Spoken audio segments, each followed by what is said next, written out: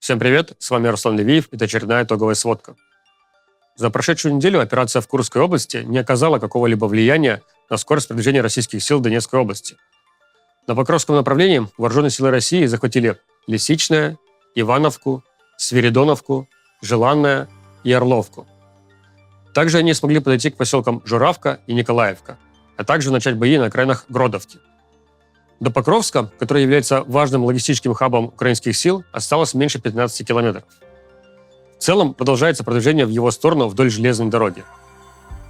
На Торецком направлении идут бои в поселке Нью-Йорк, и постепенно схлопывается карман между Нью-Йорком и Залезным. Идут бои на окраинах самого города Торецк. За наступление на этих двух важнейших направлениях отвечает группировка войск «Центр». На данный момент мы не видели свидетельств переброски какого-либо подразделения из этой группировки войск в Курскую область. Поэтому я не ожидаю снижения темпа наступления на этом участке фронта. Пока что единственное, как Курская операция может отразиться на группировке «Центр», это восполнение потерь из числа свеженабранных добровольцев. Поскольку армии России нужно сформировать дополнительные силы, которые будут отбивать Курскую область и лучше защищать границу, то теперь возникает дополнительная конкуренция за дефицитный ресурс, а именно приток новых контрактников. Еще до вторжения украинской армии на территорию России притока свежих сил едва хватало для восполнения потерь. Теперь проблема будет еще более острой. Однако вряд ли этот эффект проявится скоро. Помимо Донецкой области, армия России всю неделю продвигалась еще и на Купинском направлении, в районе поселка Песчаное. Здесь стоит цель выйти на берег реки Оскол, до которой осталось чуть больше 7 километров, что позволит осложнить снабжение украинских сил на Лиманском направлении. А это даст возможность легче зачистить территорию к востоку от реки. Что касается вторжения украинских сил в Курскую область, то там всю неделю ВСУ продвигались в основном не вглубь территории России, а в обе стороны вдоль российско-украинской границы. То есть продвижения были в основном не куда-нибудь по направлению на Льгов или Курск, а на запад от Суджи, в сторону Глушковского района, и на юго-восток, в сторону Беловского района Курской области. Сам темп продвижения упал по сравнению с первыми днями, но не остановился. Инициатива по-прежнему на украинской стороне. Российская армия смогла выстроить на отдельных участках оборонительные рубежи и заслоны, поэтому за эту неделю мы видели несколько случаев попадания украинских колонн в засаду. Тем не менее, сплошной линии фронта пока нет, и оборона скорее очаговая.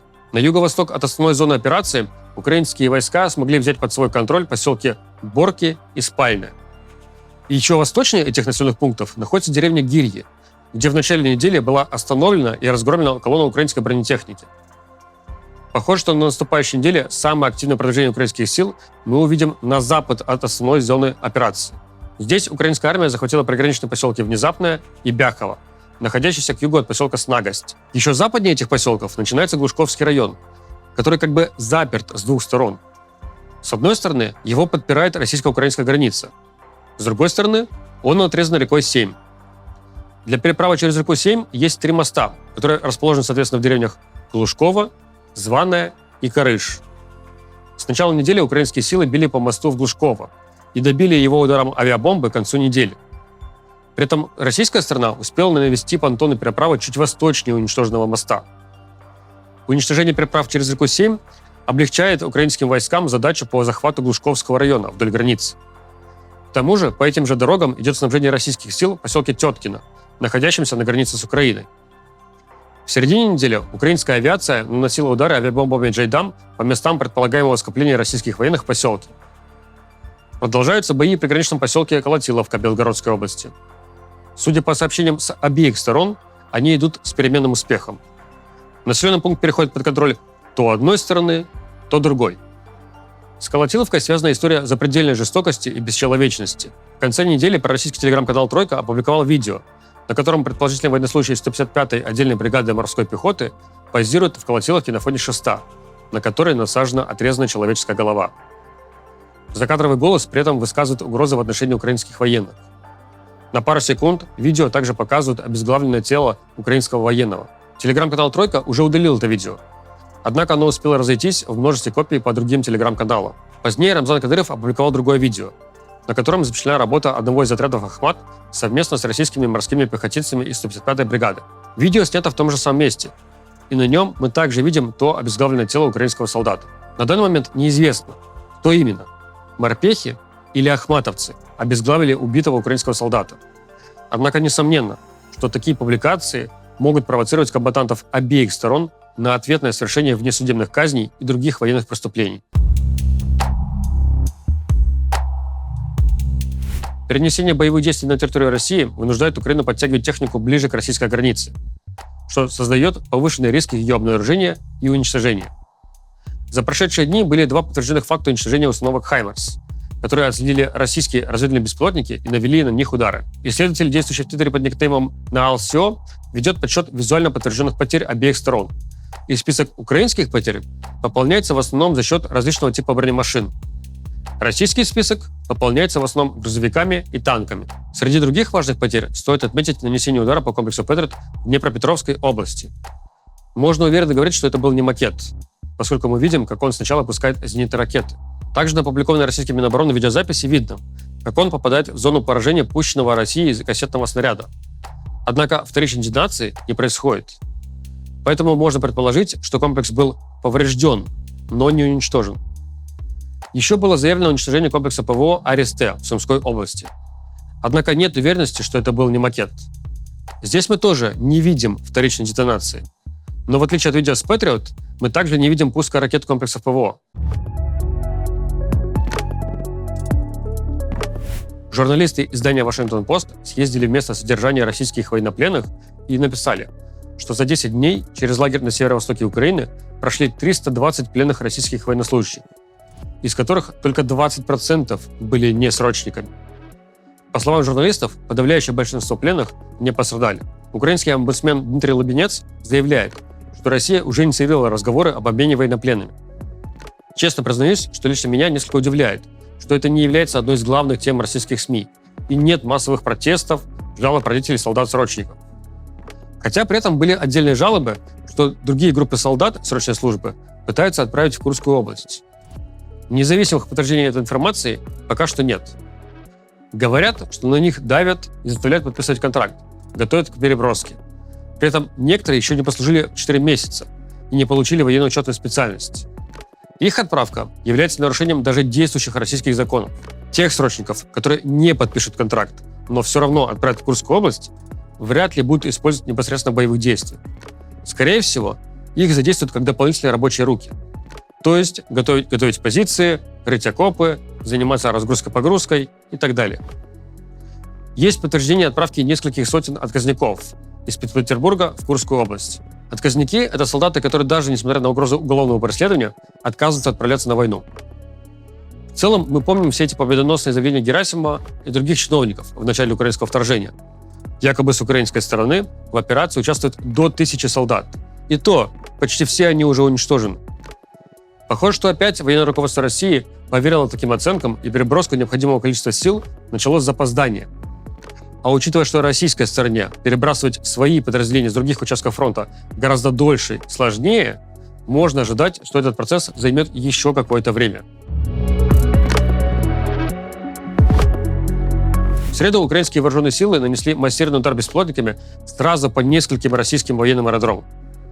Под ударом оказались аэродромы Савослейка Нижегородской области, Балтимор в Воронеже и Борисоглебск. На Савослейке базируются истребители МиГ-31, которые являются носителями гиперзвуковых ракет «Кинжал», регулярно используемых для ударов по территории Украины.